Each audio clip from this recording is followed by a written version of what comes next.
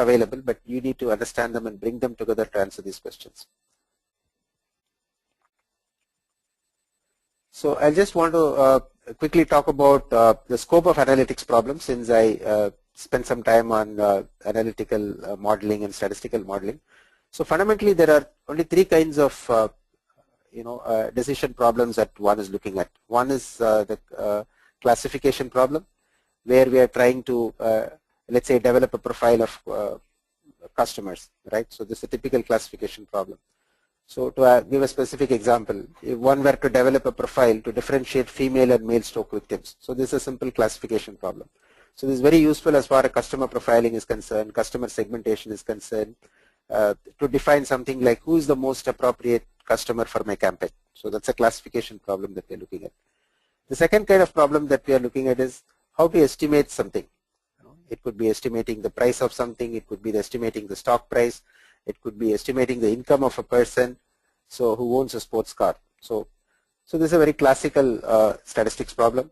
And the third kind of classical problem is around prediction. So can I determine if a credit card customer will respond to the offer of a marketing campaign? So if you put these three kind of problems together, classification and estimation and prediction, so we are entering into the world of statistical modeling, and this is where big data is making a big impact. So all these three problems and approaches were available earlier, but with the advent of big data, we are trying to get better answers to the classification problem, better answers to estimation problem, and better answers to prediction problem.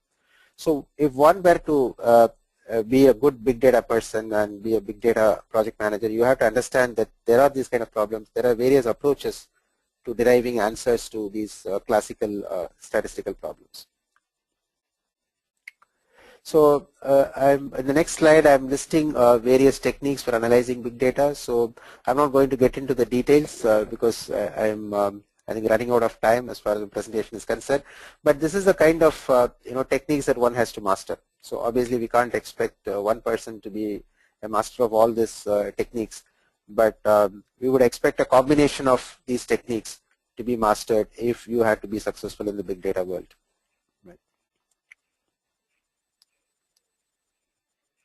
So there are, in terms of technologies, so we talked about techniques, various techniques, and business problems and statistical problems so far.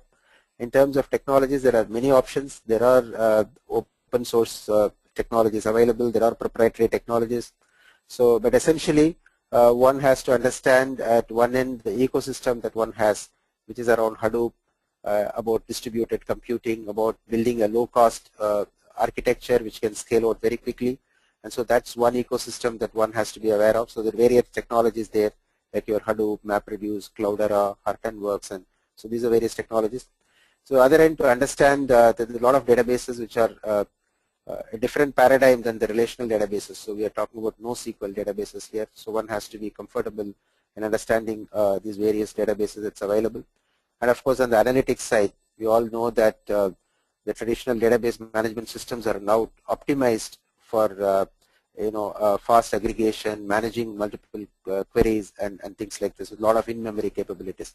So there are a lot of technology trends here. There's a lot of evolution that's happening, and I have not talked about here the proprietary technologies available from your IBM or Oracle and things like this, which make big data a very fascinating world to be in.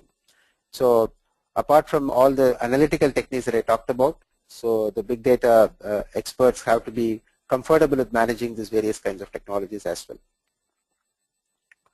So moving on to the next slide, I'm coming to the end of my presentation so that we have enough time for questions. So basically, to summarize, the competency groups in big data can be on three different tracks. So one is the analytical track, where we are talking about advanced analytics and predictive modeling. So we expect people here to be comfortable in handling mathematical and statistical models, a kind of familiarity and proficiency in all statistical tools and packages. So that's one track that we're talking about. The second track is the business track, which calls for domain understanding. It could be specific subject matter expertise in, say, banking or financial services or energy and utilities.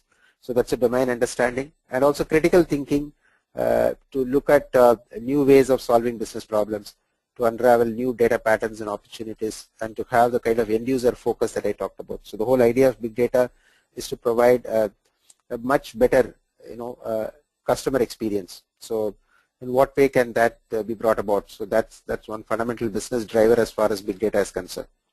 So apart from the analytical track and the business track, the third track that we're talking about is the technical track. So here the challenges are in terms of how we acquire data, how we manage data. So here the challenges are in terms of integrating new data sources. So I talked about multiple data sources like your unstructured, structured, and semi-structured.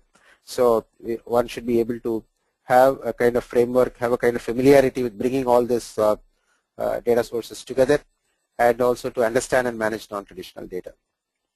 So I'm coming to the end of my presentation. So I just wanted to end with this slide, which is talking about having a competency map in place for the big data journey.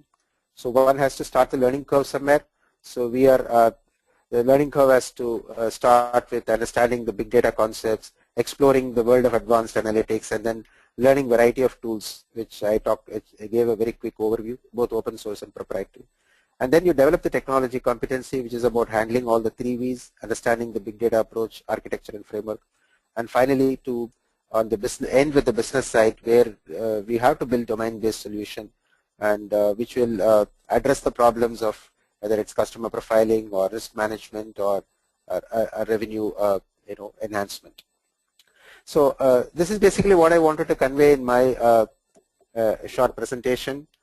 I covered a lot of topics, but I feel I've set the context for you to kindle your interest in big data and the kind of competency challenges that we have. I am open to questions now. Thanks for the insightful presentation. Let's quickly take up the questions now, Mr. Srinivasan. Please read out the questions and their answers so that all the users may listen to your insights. You can find the questions in the questions doc.